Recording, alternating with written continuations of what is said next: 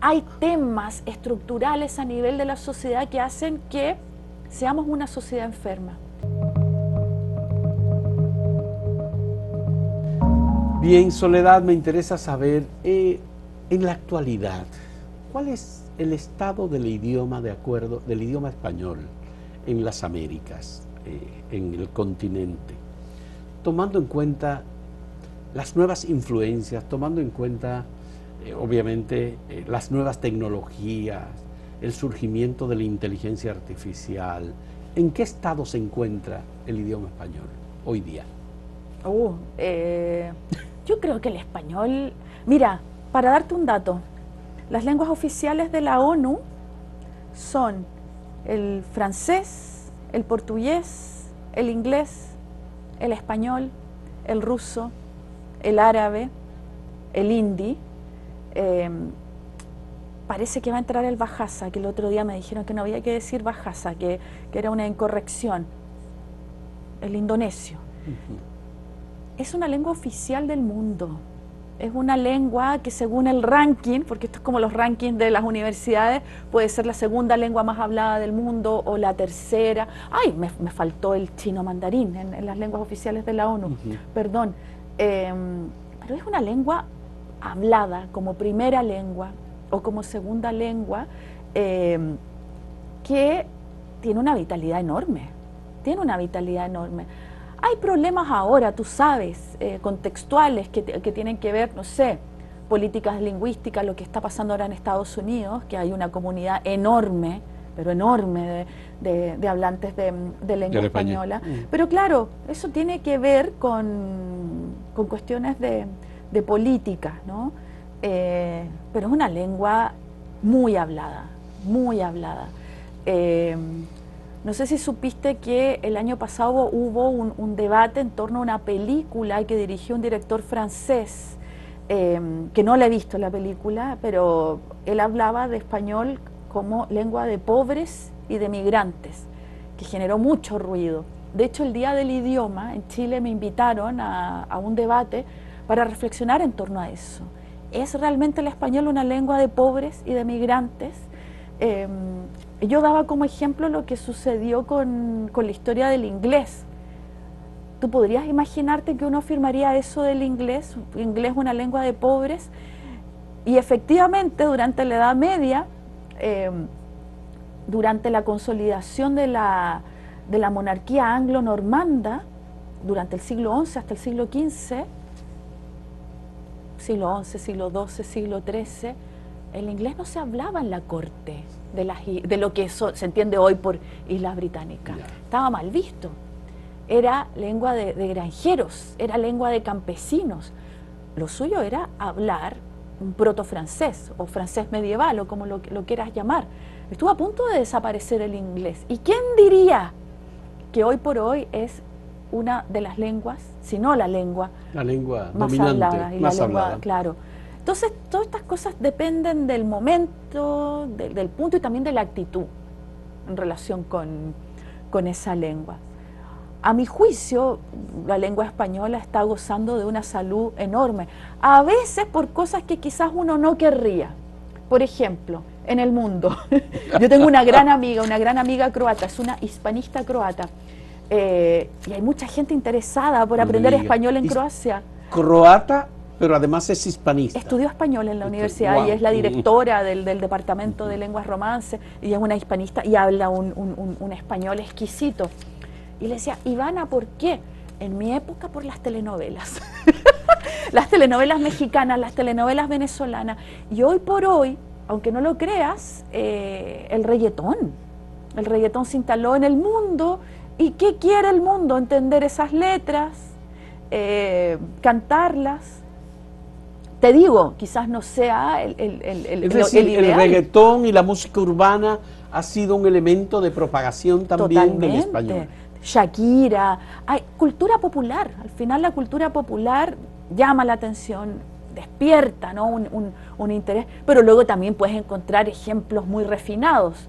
Yo tengo una gran amiga finlandesa y ella es hispanista y estudió español porque era fanática de la poesía de Federico García Lorca. A veces suceden esas cosas, encuentras, o sea, vas encontrando personas en el mundo o movimientos en el mundo que llaman a eso. Tengo un amigo, un gran amigo norteamericano, que él aprendió español para poder entender y leer y gozar mejor la poesía de Neruda. Suceden esas cosas. Cierto, el Quijote de la Mancha, que es el Don Quijote de la Mancha, la novela de Miguel de Cervantes, escrita en el siglo XVI, publicada en 17. Sí, publicada en 1605, la primera edición. 17, sí. Es un texto maravilloso, pero escrito en un idioma español muy antiguo, que cuando he visto que hay un autor español moderno, Andrés Trapielo, que pasó 14 años haciendo la traducción del Quijote antiguo al español moderno, y ha publicado una versión moderna del Quijote que se lee con una gracia y con una felicidad impresionante. Es verdad, es distinto. El Quijote antiguo es distinto al Quijote moderno, traducido por un especialista, en este caso un lingüista como Andrés Trapielo. Lo menciono por poner un caso también de gente que decide estudiar español por leer, por ejemplo, novelas. Sí. Por ejemplo, sí, en la lengua original en que se escribió el Quijote de la Mancha, por decirlo como una novela. Y luego el tema de las tecnologías, no me has hablado de eso. Me dice, sí, música popular, el reggaetón, Shakira y todo lo demás. Sí. Como elementos, digamos, de seducción para que la gente acepte el español. En Estados Unidos, Donald Trump acaba de establecer una medida que es la de impedir que en los organismos oficiales se atienda a personas en otro idioma que no sea el inglés. El inglés, sí. Puerto Rico ha defendido el español como con mucha valentía estatal por parte del pueblo y del gobierno de Puerto Rico. Ellos defienden el español. Pero la tecnología, ¿qué influencia ha tenido para que el español se mantenga o para que el español se debilite? ¿Tú qué criterio tienes sobre estos modelos? Ahora tenemos inteligencia artificial y hay versiones, hay cosas que te la dan en español. Mira, la tecnología, las lenguas que están regulando y haciendo las nuevas tecnologías son el inglés y el chino mandarín, sobre todo. Y también hay una lengua hegemónica que es el inglés. Y hay un problema ahí, y digo que es un problema porque fíjate que lo suyo ahora es que tú hables inglés, incluso que escribas y publiques en los niveles académicos en inglés. Hay muchas personas, yo me incluyo, que estamos tratando de que el español se instale también como una lengua de investigación, como una lengua de reflexión, pero es difícil. Ya está el inglés instalado. ¿Qué pasa con todos estos modelos de inteligencia artificial? Han sido pensados en primer lugar para el inglés. Entonces, poco a poco va entrando el español. Tengo entendido, porque no tengo una información muy precisa al respecto, que grandes instituciones como la Real Academia Española están aliándose con estas instancias, con estos espacios, para que también entre el español. Entonces, claro, una cosa es la lengua, el inglés como lengua de tecnología, ¿no? Y que se vaya instalando, y otra cosa es estas políticas que te comentaba, ¿no? Como la de Trump, ¿no? Que haya que eliminar el español de Estados Unidos. Lo que te comentaba son políticas que pueden mantenerse, que pueden ser pasajeras. Puede llegar un presidente demócrata que sea progresista y que diga que vuelva al plurilingüismo, pero hay que tener clara esta situación. El inglés está ahí dominando el mundo, es la lengua, se diría, de superestrato, como en algún momento lo fue el francés, como en algún momento lo fue el latín. Suceden esas cosas. Al menos en una parte importante del mundo. Durante la Guerra Fría era el ruso Era el ruso en una parte importante del mundo que lo dominaba. Y el chino mandarín también, una lengua importantísima. Son lenguas hegemónicas.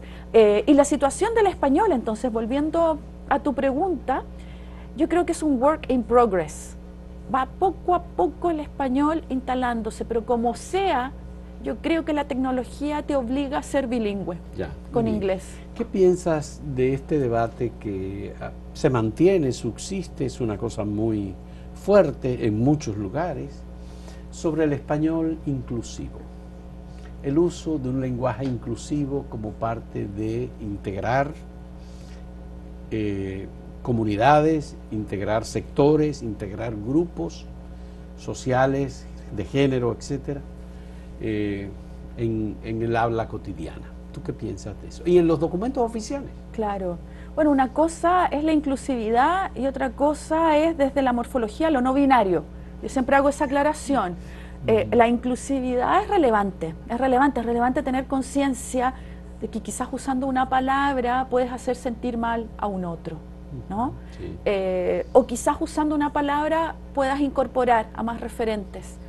Y si te das cuenta, esta es una sensibilidad lingüística de un grupo importante de la población, no todos, hay un grupo que tú subentiendes que se están refiriendo a ti y que la persona viene de determinada generación o de determinada ideología, pero la inclusividad de alguna manera es un cuidado, es un cuidar al otro. Lo no binario es el tema, yo creo, que puede ser más conflictivo, ¿no? El de incorporar un morfema de género nuevo frente a este A y este O. Y hay un debate interesantísimo en los últimos años. Surge en el caso del español, porque esto también se está dando en otras lenguas, pero surgió con fuerza, yo creo que a partir del 2017 en Argentina. Argentina pasó a zonas de habla española. ¿Cuál es la demanda? La demanda que tiene, ¿no? el uso del lenguaje no binario es empezar a incorporarlo, pero vaya que cuesta. ¿Cuesta? Incluso las personas que lo promueven, yo soy, como soy lingüista y me gusta estar analizando el discurso, veo que cuesta muchísimo, se equivocan, a veces tiene que ver con vocativos, con llamar a un otro, estimades, cosas por el estilo, ¿no? ¿Yo qué hago, por ejemplo? A mí me cuesta muchísimo. Tengo un artículo en torno a eso, se llama Ginopia, que tiene que ver con invisibilizar a las mujeres, pero va más allá de las mujeres, porque lo que tiene lo no binario es terminar con esta división entre hombre y mujer, pero si te das cuenta van apareciendo más divisiones. No sé si has visto que el LGTB va sumando todos los años, entonces al final ¿vamos a proliferar o nos vamos a quedar también con esa E? ¿Qué sucede? A mí me pasa, si estoy en clases, a veces por una cosa de respeto con estos otros que esperan que uno use la E, lo hago, pero como vocativo. Pero el otro día leí en las redes sociales, leí una reflexión que dije, bueno, yo sigo mucho un canal de redes sociales de mis estudiantes del campus, y reflexionaban, qué patético se ve un profesor utilizando un lenguaje inclusivo. Entonces tú dices, bueno, tiene mucho que ver con la ideología. Sí, totalmente. Porque entonces tú hablas de acuerdo con la ideología que tú tienes, el concepto que tú tienes sobre la mujer, sobre los heterosexuales, los homosexuales, los LGBT. No sé, me parece como que también hay un fenómeno interno que no es técnica propiamente, que no es léxico solamente, que es político. Y el español también da para eso. Todas las lenguas, la lengua política, pero es que todo acto de habla es ideológico. La ideología está en nosotros, en cómo nos vestimos, en cómo hablamos, en dónde nos movemos, dónde no nos movemos, todo es ideológico. Y a veces no nos damos cuenta, pero como hablamos, las palabras que seleccionamos, a veces es inconsciente. El análisis crítico del discurso trabaja en eso y es una maravilla.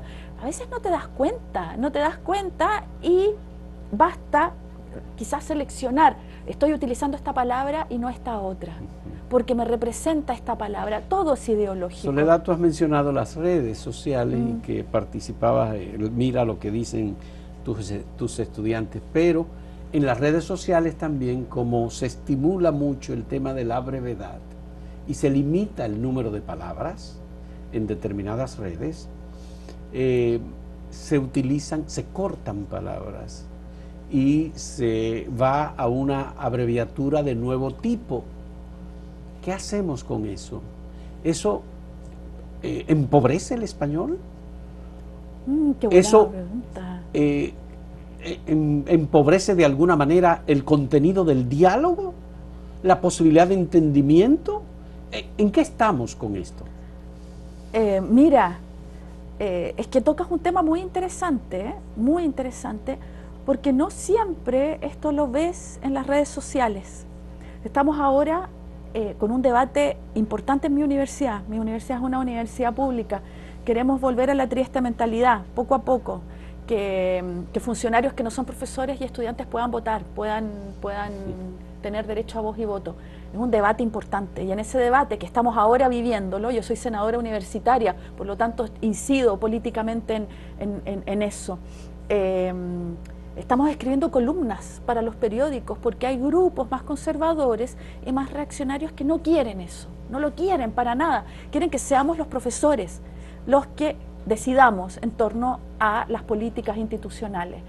Y hay otros que queremos una apertura, ¿no? Una apertura. Hay un conocimiento y hay un saber que lo puedes encontrar en un estudiante y en un funcionario. Y por ejemplo, estos días, a la par que estoy trabajando en estas conferencias en honor a Pedro Enríquez Ureña, estoy reflexionando mucho en torno a esto y tuve que acortar en caracteres una columna de opinión para un periódico. 1600 caracteres sin espacio, algo así. Y eso es acortar, pero es lo que te pide. ¿Qué pasa? A veces en entrevistas tienes que ser muy sintético. Por favor, no te alargues, tienes que ser sintético. Dilo en una palabra, dilo en una sentencia. Son ejercicios maravillosos, son ejercicios lingüísticos maravillosos porque te someten a una autoconciencia de lo que tienes que decir, lo sintético, la brevedad y algo que dijiste que para mí es clave. La claridad y el entendimiento, que el otro te entienda, que no haya malos entendidos. Y eso, bien Pero es que usado, rompemos con todas las reglas del español. Depende. Porque a lo que voy, deja terminar. En las redes sociales, si tienes conciencia de eso, lo puedes usar maravillosamente. Pero dame un ejemplo, porque a mí no me ha tocado por ejemplo, ver tú quieres algo... escribir ¿por qué? Y Ya. tú pones una X y una P, por ejemplo. Ya, ese tipo de abreviatura. Ese tipo de abreviatura es... Que lo puedes Pero hay muchas. Y además sí, hay otras combinaciones que dentro del texto en español te ponen palabras en inglés. Sí. Y abreviaturas en inglés. Sí. Por favor, ASAP, me pasas tal cosa. Sí. ¿Sí? Sí. Por ejemplo. Claro. Entonces me refiero a eso. ¿Empobreces el español? Es una reflexión que hay que hacer, me parece. Claro. Porque es una influencia de las nuevas formas de comunicación, redes sociales, etcétera. La limitación del espacio.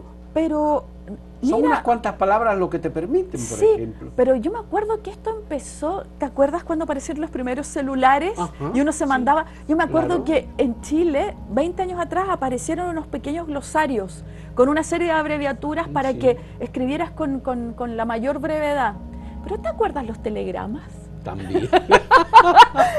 Siempre, el telegrama, siempre ha habido una ciertamente. voluntad para abreviar. La cosa es que eso no lo lleves a otras instancias donde no es necesario abreviar. La cosa es que eso no contamine tu capacidad de reflexionar y de exponer. A mí me da la impresión, Soledad, de que estamos llegando a una situación en que ya ese nuevo lenguaje abreviado, pobre, está yéndose a la parte formal. Cuando tú lees una tesis de un estudiante universitario, tú te vas a encontrar con situaciones bastante parecidas. Además que se limita mucho la capacidad de análisis. Y el número de palabras usadas cotidianamente se reduce siempre. La disponibilidad léxica. Ahí está nuestra responsabilidad. Los educadores de todo ámbito tenemos una responsabilidad enorme. Yo no voy a aceptar una tesis mal escrita. ¿Yo qué voy a hacer? Voy a dedicarle horas a mis estudiantes para que sepan cómo escribir bien. ¿Sabes? Yo lo que les digo a mis estudiantes, y voy a ser muy breve, fíjate que Pablo Picasso, que revolucionó el arte con el cubismo, junto con otros pintores, tú dices, y a veces la gente lo comenta, cualquiera puede pintar así. Para Pablo Picasso llegar a eso, tuvo una formación clásica. No sé si has visto pinturas de Pablo Picasso joven, porque este hombre tuvo un talento desde niño. Sí. Pintaba como Velázquez cuando era un preadolescente y un adolescente. Yo siempre les digo a mis estudiantes, para tú, en determinado contexto, querer usar una palabrota, o querer jugar con una regla lingüística, o querer usar abreviatura, lo puedes hacer, pero para eso tienes que conocer perfectamente bien tu lengua. Si no, no se permite. Ahí está la responsabilidad nuestra. Los educadores somos fundamentales y no nos podemos quedar sentados criticando. Lo que tenemos que hacer es entrar ahí y usar un tiempo valioso para que nuestra juventud pueda manejar de la mejor manera un idioma tan maravilloso como el que tenemos. Qué bien. Vamos a hacer la última pausa en este diálogo con Soledad Chávez Fajardo, escritora, experta, doctora en lingüística chilena, que está con nosotros por una invitación de la Biblioteca Nacional para una conferencia sobre los indigenismos en América. Volvemos en un momento.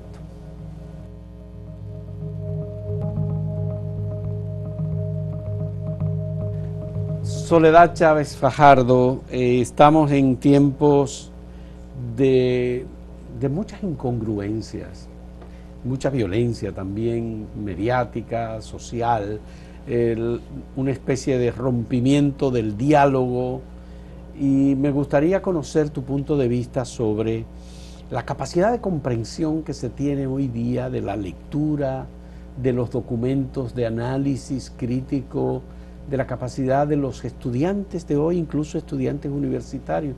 A mí me sorprende muchísimo que haya estudiantes universitarios, en el caso de República Dominicana, que se puedan graduar habiendo leído 3 o 4 libros en su vida, no más de ahí. ¿Cómo es posible que eso pueda ocurrir? Además, parece ser que hay una reducción, es una impresión nada más la que yo tengo, y no tengo a mano conocimiento de algún estudio sobre ello, que parece ser una reducción de la capacidad comprensiva y de la capacidad de lectura de la gente, o el interés por la lectura.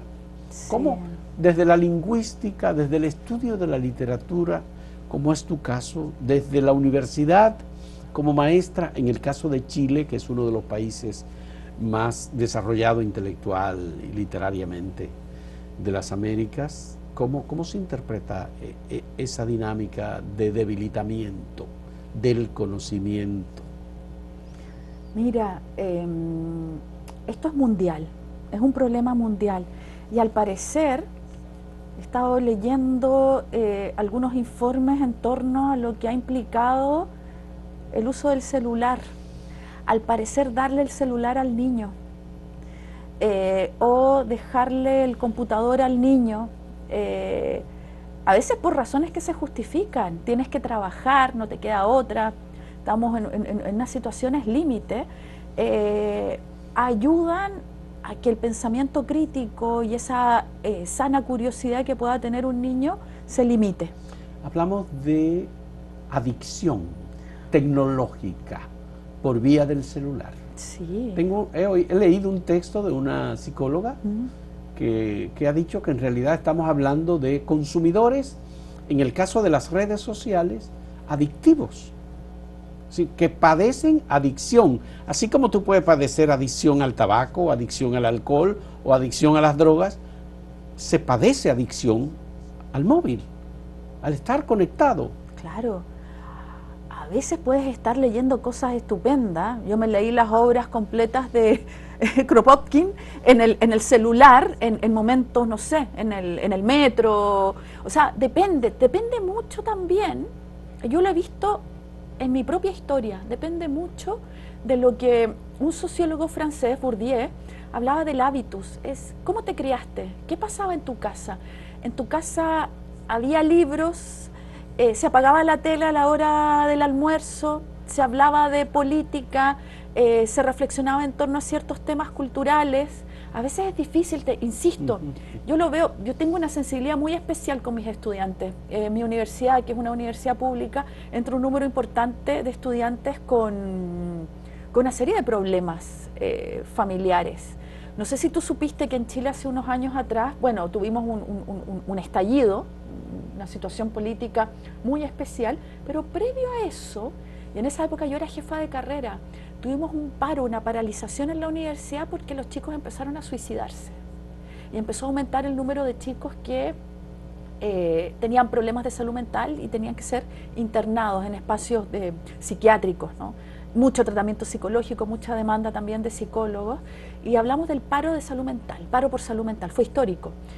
Y en un momento debatíamos, o sea, cosas que tenían que ver quizás con nuestro ejercicio como profesores, los presionábamos, o qué sé yo, cosas a nivel de universidad, pero llegábamos a un punto que tenía que ver con la sociedad. Hay temas estructurales a nivel de la sociedad que hacen que seamos una sociedad enferma. Pero tiene mucho que ver con el celular, con la adicción. Pero obviamente, con ese celular o con ese juego de computador que le ponías al niño para que no molestara o para que estuviera ahí solo mientras tú estabas trabajando o qué sé yo. Y empezamos a ver que se conjugan cosas.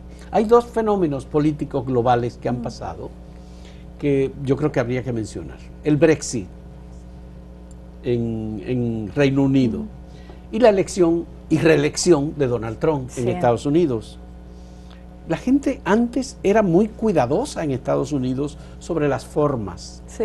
Un candidato perdía una elección por saberse que él tenía una pareja extramatrimonial, por ejemplo, o que cacheaba o tocaba indebidamente a una mujer, o porque había hecho una expresión alocada.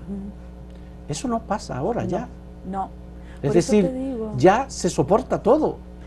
Una mentira tras otra, continuamente, mentiras y mentiras, agresiones, y se soporta, y se acepta, y se aplaude, incluyendo el asalto al Palacio del Congreso. Imagínate.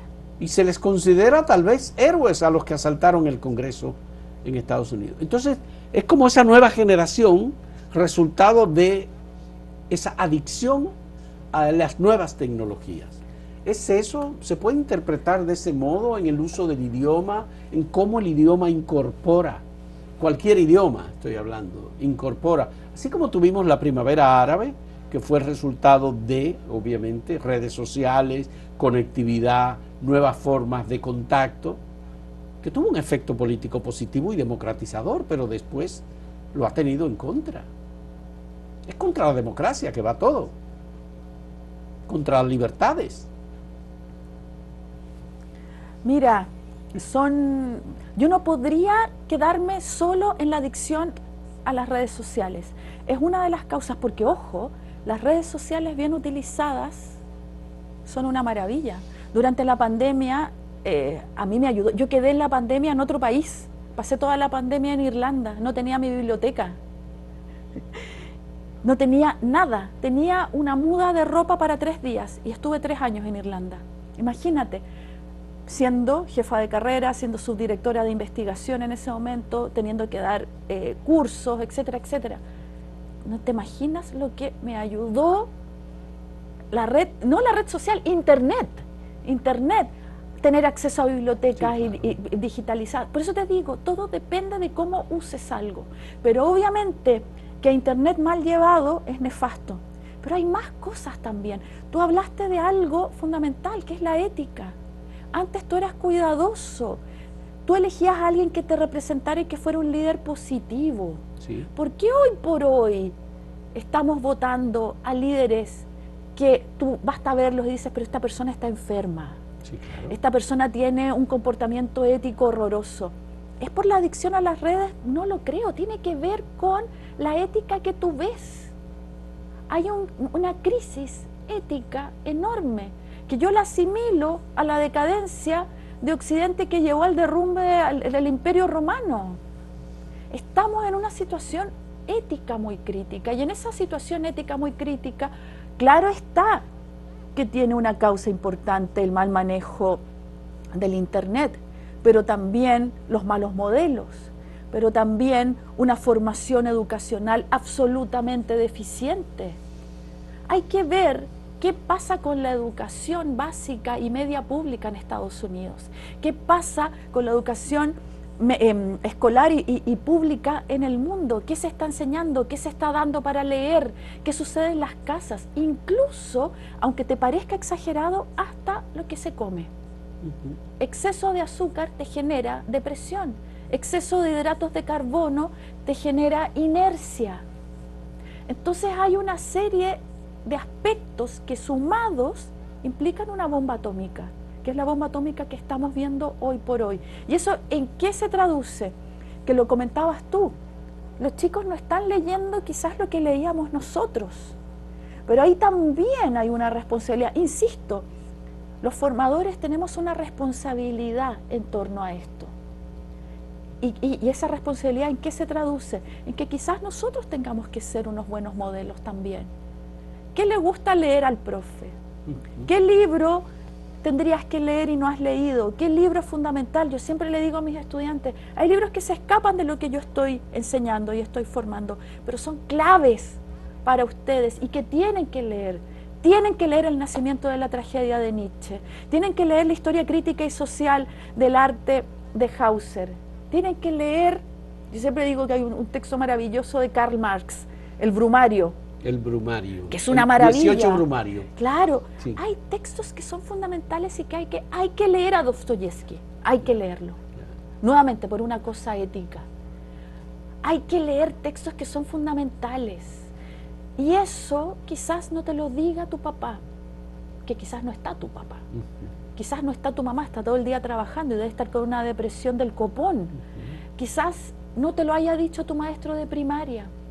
Quizás en tu contexto no lo encuentras. Hay que ver cine, los chicos Pero no están viendo cine tampoco. Sí. Cuando buscas a Dostoyevsky, por ejemplo, te encuentras con el problema de que, ay, que ese texto es muy largo. Muy largo. Entonces, yo querría un libro breve de 100 páginas, de menos de 100 páginas. Ah, bien. Y que las letras sean grandes. Eso depende también no todos los chicos van a ser grandes lectores, pero quizás hay que darles algunos libros. Yo creo que la responsabilidad que tenemos hoy por hoy, los educadores, los formadores, estos espacios, es clave. A veces la revolución no se hace con las armas, lo decía Gramsci. Sí, claro. Se hace formando.